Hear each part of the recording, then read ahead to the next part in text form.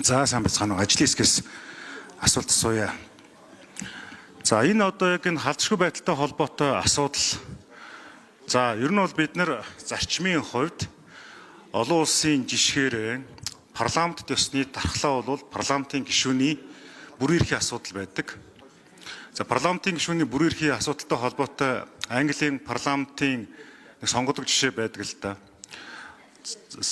Хаан төсвийг хэтрүүлж хэрэглээд энэ өөртөө хит тансаглаад байна гэд тодорхой парламентын гишүүд санал гаргасан. Миний эрх хэмжээг хязгаарладаг хэмбэ гэд хаан тэдгээр парламентын гишүүдийг хариуцлага тооцохоор ордонд ирэхэд парламент нь тэр парламентын гишүүдэд хамгаалаад зүхтаалгаад үлдчихсэн гэд 400-500 жилийн өмнөх кейс. За энэ үеэс эхлээд энэ парламентын гишүүний халдшгүй байдал дархлааны асуудал орж ирсэн байдаг. Тэр энэ бол одоо жирийн иргэд бол яаж юм гэхээр хуучин 76 гишүүн байхад байж болох хамгийн хэцүү үгнүүдээр 76 гишүүнийг шүүмжилдэг байсан. Одоо бол 126 гишүүн гингөт мөн ялгаа байхгүй. Ер нь энэ 126 ч юм бол бүтэхгүй мэн гэсэн нэг талаас хэвлэл мэдээллийн PR, нөгөө талаас энэ байгаа төрийн арчаагүй байдал нь тийм шүүмжил рүү дагуулад очичдаг. Гэтэл яг энэ их хурлын гишүүний халдшгүй дархан байдал ер нь төрийн өндөр алба ашиж байгаа хүмүүсийн энэ халдшгүй байдал гэдэг бол зөвхөн энэ бол одоо тансаглах, илүү эрх дарах эдлэгтэй холбоотой зүйл биш. Харин өөрөө энэ парламент төсний төлөвшил, парламентын аюулгүй байдал, за дээрэс нь хууль засаглах, цаашлаад үндсэн хуульд ёсны төрийн байгуулалттай шууд утгаараа холбоотой байдаг. Тэгэхээр яг энэ асуудлыг ярихаар иргэдийн дунд асар их шүүмжил байгаа. Тэгэхээр би одоо санаачлагчдаас асуух гэж байгаа нь асар их шүүмжил байдаг. За ерөөсөө л өөрсдийнхөө эрх дарахыг хадгалах гээд байгаа юм байна, хамгаалах гээд байгаа юм байна. Өөрсдийгөө л эрх мэдлэр хуйглах гээд байгаа юм байна. Эцсийн эцэд одоо энэ бол одоо ач холбогдол багтай зүйл юм а гэсэн ийм үндслүүдийг хэлдэг.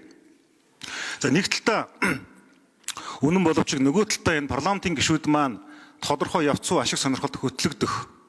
За олон нийтийн сэтгэл зүйд тохирох одоо популизм хийх, PR-ын суурьтай улс төрийн нүүдэл хийх, судалгаа бодлогод захирагдахгүй байх, судалгаа бодлогыг үндэслэхгүй байх гэсэн ийм одоо хам шинж өвчин шиг юмнууд гарчаад байгаа юм аа. Тэгэхээр ер нь бол Орос бүгд найрамд Хятад улс гэсэн хоёр улсын дунд цөөхөн амтай, эдийн засгийн хувьд бас сорилт бэрхшээлтэй, гадаад эдийн засгийн хараат байдалтай ийм орны хувьд бол энэ парламентын цэглэн бэхжүүлэхэд энэ одоо хуулийн үзэл санаа ямар ач холбогдолтой гэдэг талаас нь хууль санаачлалыг тодруулна гэж хүсэж байна.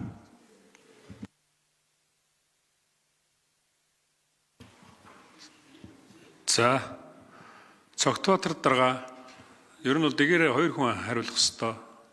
Хэн хариулах вэ? За Цогтбаатар дарга хариулъя.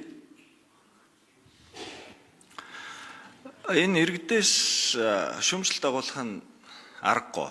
Яг тэгвэл одоо энэ асуудлыг яригж хахад би байнгын хорон дээр ч хэлж ирсэн. Нэг л их хурлын гишүүд гэмт хэрэг үйлчээд энэ их хуралд орж ирээд нуугдаад байдаг, дарах эрхийн ард нуугдаад байгаа юм шиг ийм сэтгэл төрөх тийм нөхцөл байдал үнэхээр үүсэж байгаа нь үнэн. Энэ дээр дарахын эрхийн асуудлыг би бол жишээлбэл ойлгохдоо үг хэлэх эрхчлөөг нь хамгаалах гэж олгосон байгаа. Түүнээс аливаа нэг гэмт хэрэгээс одоо прокурорын газар шалгахаас нь хамгаалсан ч юм уу. Гэмт хэрэгтнийг хизээж хаанч тэр нь одоо өстө ямар эрх тушаалтай, албан тушаалтан байна. Гэмт хэрэг үйлдсэн бол тэр шалгаж явах ёстой. Миний байр суурь бол ийм байгаа. Энэ асуудал дээр бол нөгөө үндсэн хууль дээр томьёологдсон байгаа энэ томьёо эднэрээс хараад үзэхэд яа харахгүй нэг талаас нэг байр суурь хэлэгдэн тэр техникийн яг цэвэр эрх зүйн бас тайлбарын асуудлаа үндсэн хуулийн цэц нэг тал руугаа бол гаргаж өгөх зүв байх. Түүнээс энэ дээр бид нар одоо сая л гэхэд үндсэн хуулийн маргаанчинд тал талдаа бид нар өөр тайлбарлаж явж эцсийн дүндээ бидний хинж үндсэн хуулийн цэцийн өмнөөс тэр тайлбарыг чинь гаргаж чадахгүй байгаа шүү дээ.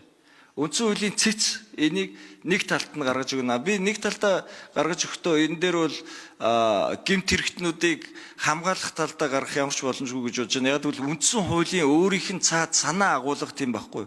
Их хурл дэвшигтэй бид нар бүгдээрээ цагдаагаас би ямар нэгэн гэмт хэрэгт холбогдоогүй гэсэн.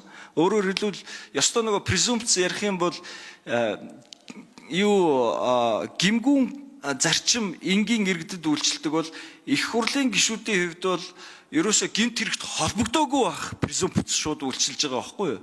Тийм учраас тэр шалгуурыг давж иж нэр дэвшиж орж ирж байгаа шүү дээ. Тэгээ энэ зүгээр маргаантай асуудал байгаа болохоор нөгөө эрх бүхий үндсэн хуулийн цэц дээрээ нэг тал руугаа гарахгүй бол энэ маргаан цаашаа яваалах юм билээ.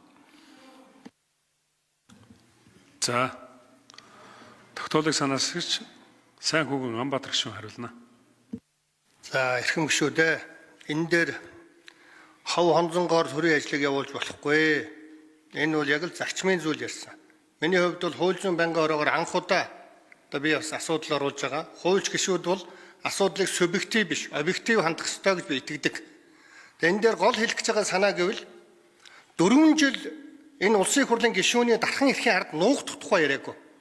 Гэмт хэрэгт холбогдсон гутал шууд бүрэн эрхээс нь түтгэлзүүлдэг улсын хурлаар орж ирдэг энэ асуудлыг би хамгаалж ярьсан. Одоо яаж вэ? Улсын хурлын гишүүнийг зүгээр л гүтгээл алуурчин хулгайч гээл тэгэл АТГ дээр байцаагаал яваад идэг. Тэгэнгүүтэл нөгөө дархан эрхэд нөлөөлдөг. Нөгөө сонгогчдын эрхэнд нөлөөлөд идэг. Өнөөдөр энэ хувь хүний асуудал яриаггүй. Улсын хурлын гишүүн урааны асуудлаар, оюутлогын асуудлаар маш том байр суурь эдлэгдэг. Хэрэг одоо шийдвэр гаргадаг. Энэ дээр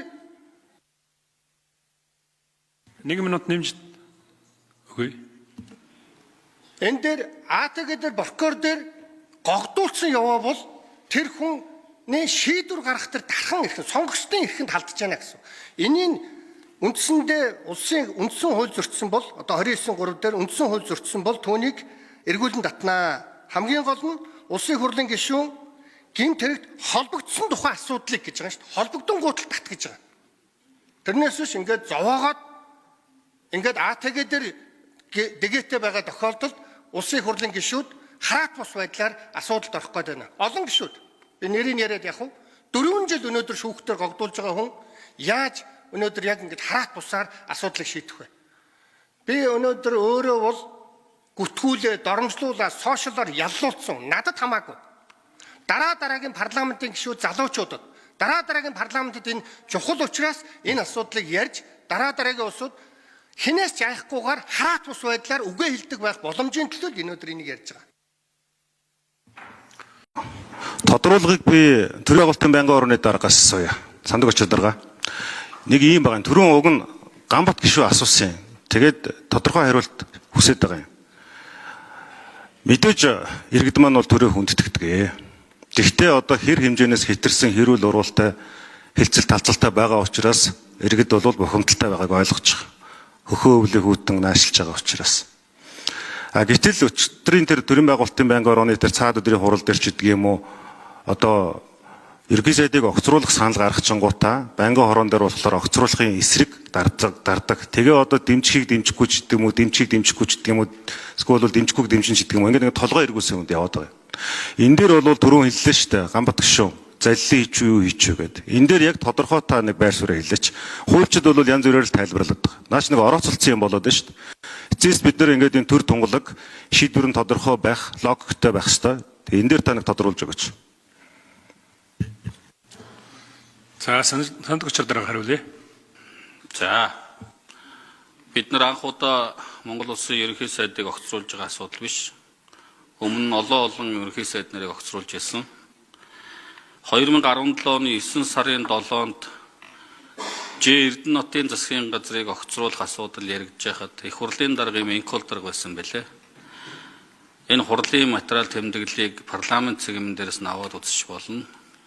Тийм учраас одоогоос яг 8 жилийн өмнө яг ийм процедураар Эрдэнэтийн засгийн газар унжээсэн ийм бас кейс байгаа юм билээ.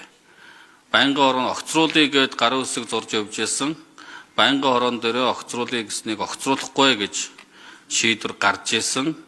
Их хурал дээр байнгын орооны саналыг огцруулахгүй гэснийг дэмжиж гэснээр санал хурааж ингээд коноп нь хүрээгүйгээр Эрдэнэтийн засгийн газар унжээсэн байлээ гэдгийг нэгт хэлье.